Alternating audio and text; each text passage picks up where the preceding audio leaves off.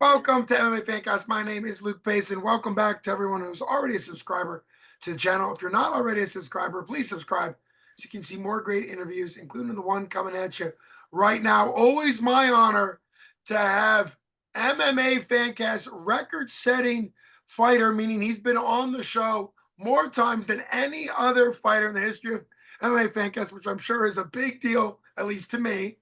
And he is, at this point, a really top of pro MMA in the Pittsburgh or regional scene, getting ready to push to the top levels. And that is the one, the only, Justin the General Patton.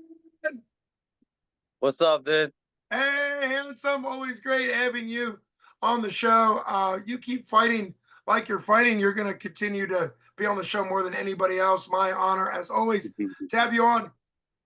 You were the co-main event at Brawl in the Burgh 22 just last Saturday, just a few days ago.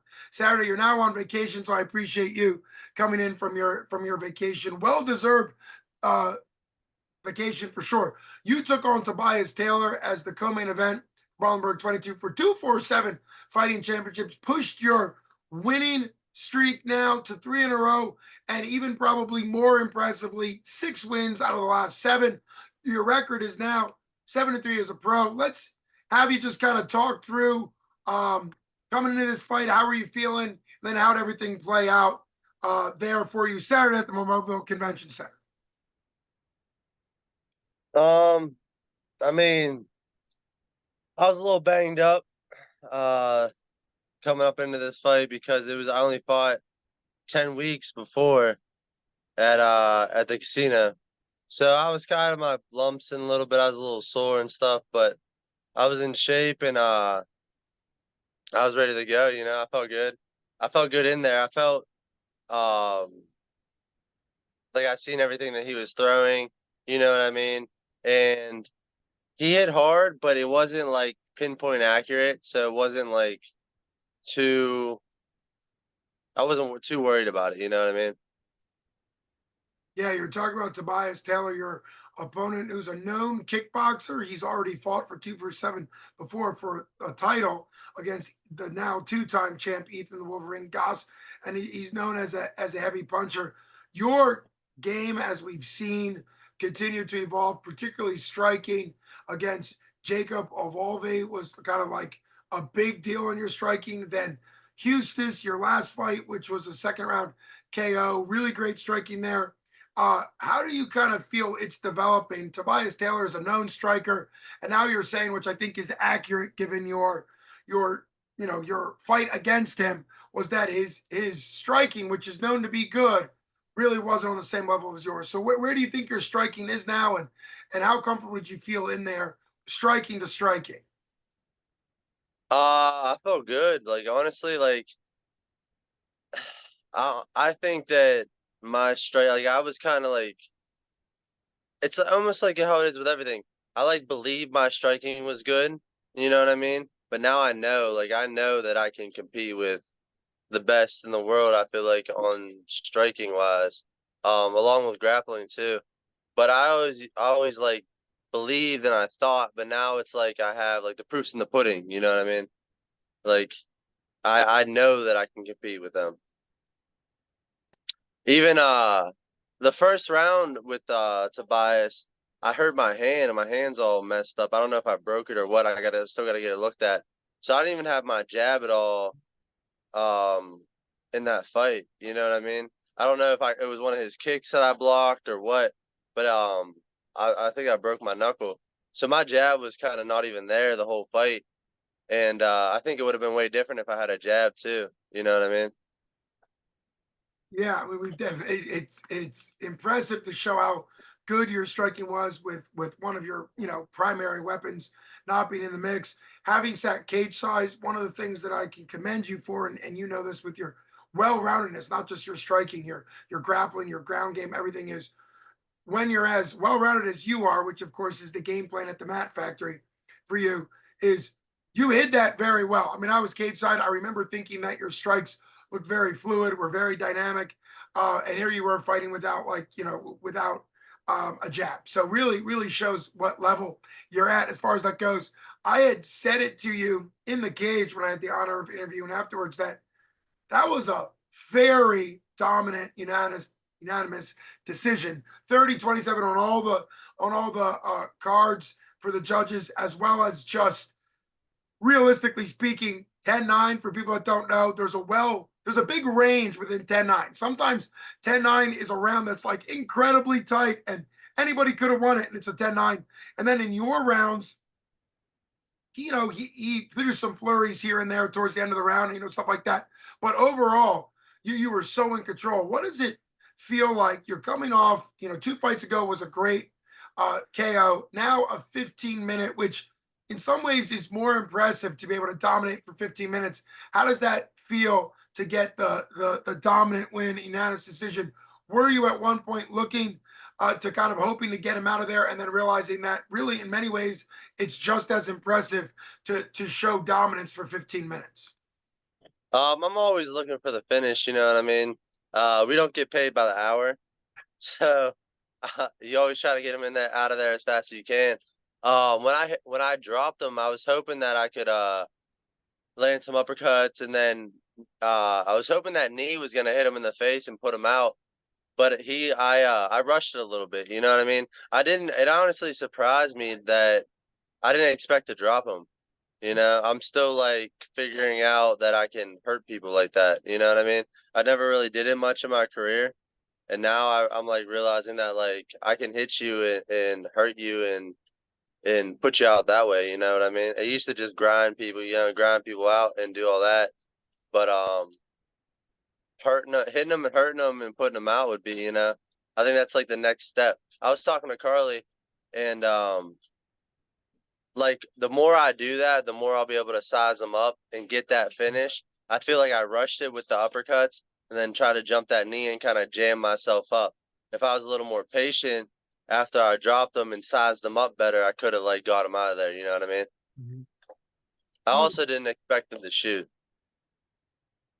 I think he had said before the fight, which I think some smack talk before the fight is a good thing. You continue to rise up the ranks and go on this great run that you've been on.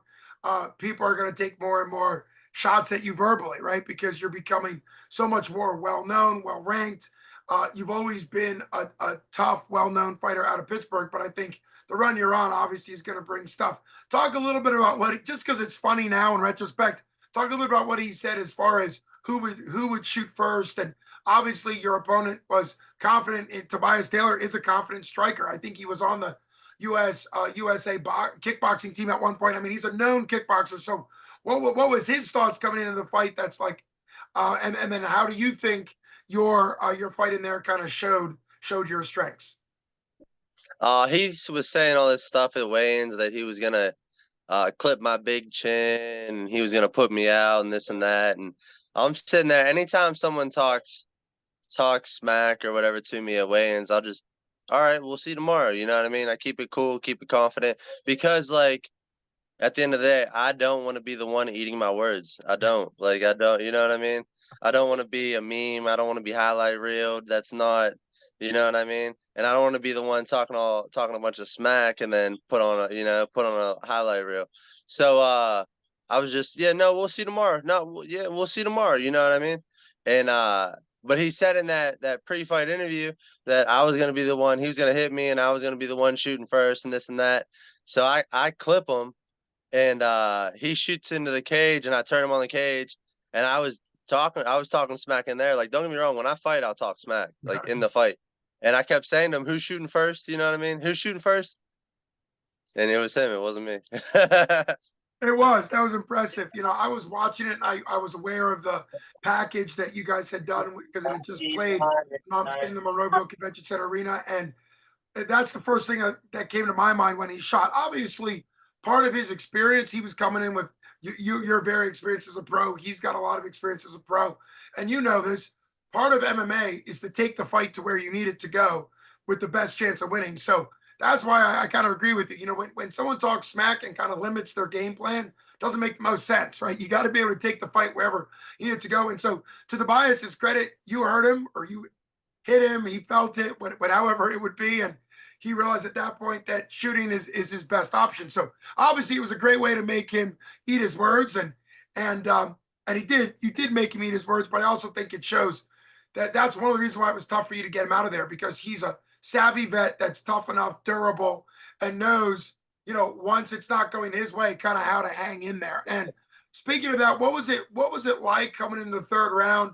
Kind of at least being aware that you're probably going to continue to put the pressure on him, and maybe you get the finish, maybe you don't. But kind of what was your confidence like coming into the third round? Um, I mean, I knew he was gonna swing hard and he was gonna swing for the fences to try to hurt me. What? My dad.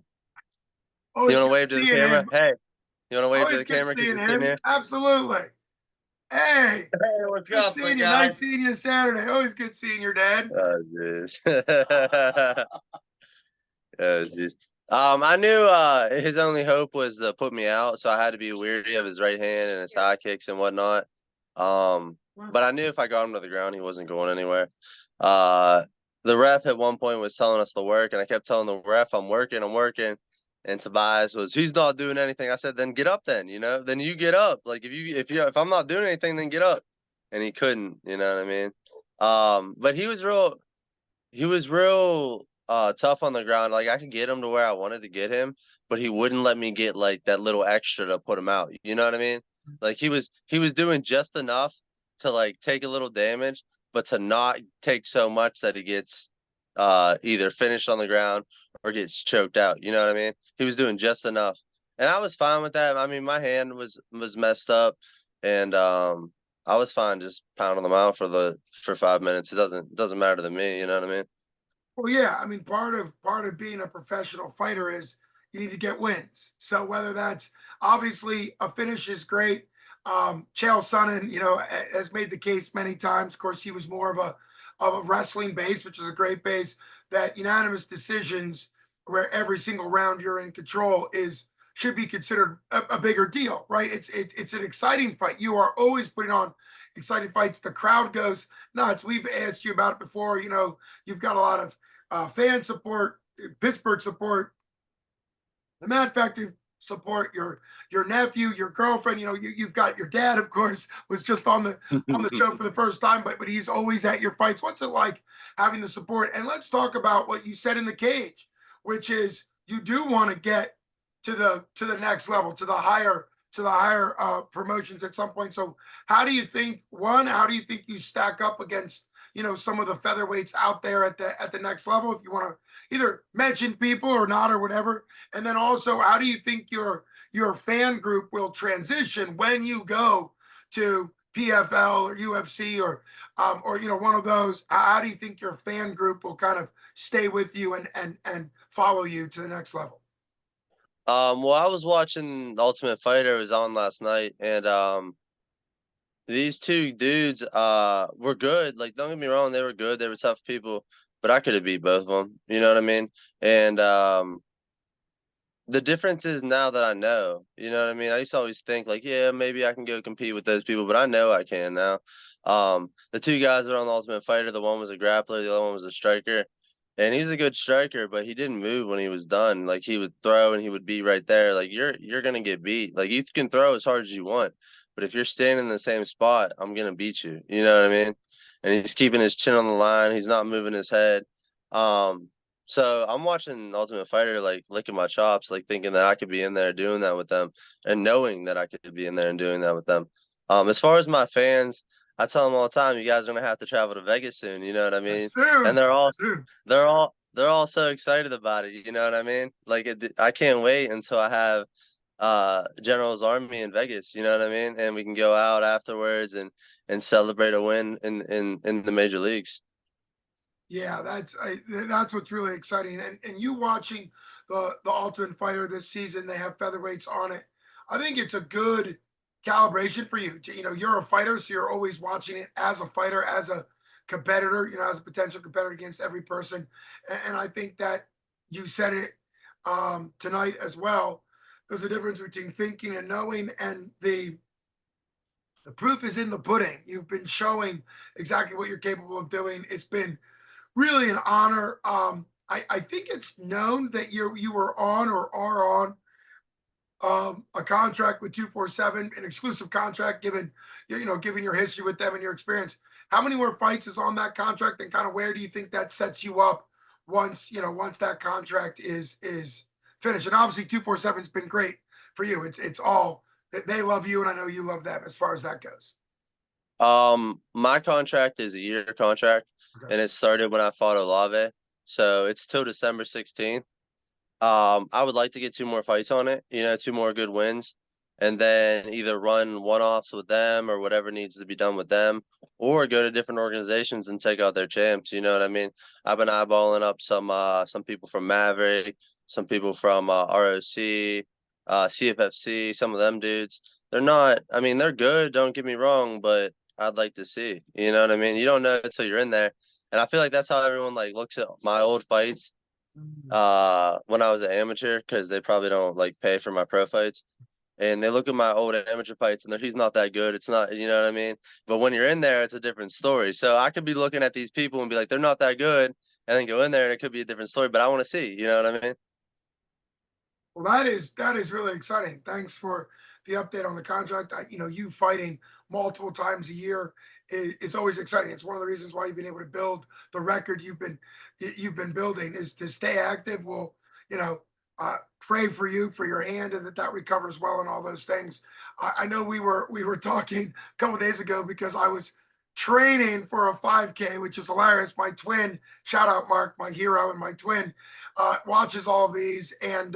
He's going to be laughing out loud when he hears that I was training for a 5K because I like the couch more than I like running. But one of the things that I know about you is you're a student of not only MMA, you're a student of your body and conditioning and getting yourself better. And when it comes to hurting a hand, obviously that's significant because you're a fighter, but you could continue to increase the conditioning. It's almost in some ways worse when you hurt an ankle or a leg because that shuts you down more than a hand. Like what type of training and practice do you think you'll be able to continue to do, even given a potential to need to rehab your hand or give that time to heal?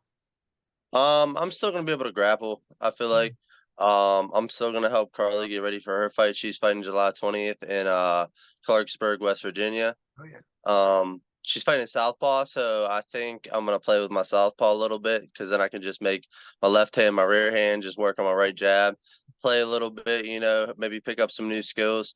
Um, Grappling, I can still do the Versa climber. That's like a very big point on my conditioning. Mhm. I hold the records on both 30 seconds and a minute at the factory. It's a big thing. We try to do it after most of our practices, get it going. Um, so Yeah, hold conditioning, on the Versa climber. Is the record number of revolutions or power? Like, what is it? What it's is it? it's measurement in feet. Feet. Oh, like you're Yeah, climbing, like how far you're going. yeah, yeah, Okay, measurement in feet. And man, yeah. at the Mad Factory, you guys are all monsters at the Mad Factory. So, it wouldn't be as impressive if you were competing against like three people in your house, but competing about the Mad Factory, that is a big deal. Obviously, you're proud of that record you're talking about.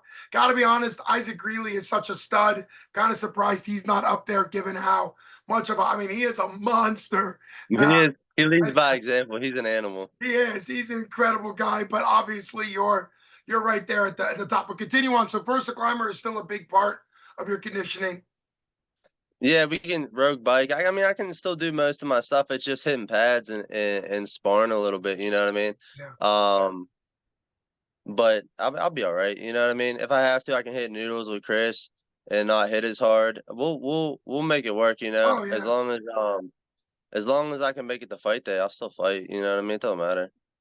Well, that is a great attitude, and for everybody watching out there, part of any sport, but particularly MMA, is finding a way to still get better, even when even when things crop up, and obviously you have such a great team around you, and you have the mindset.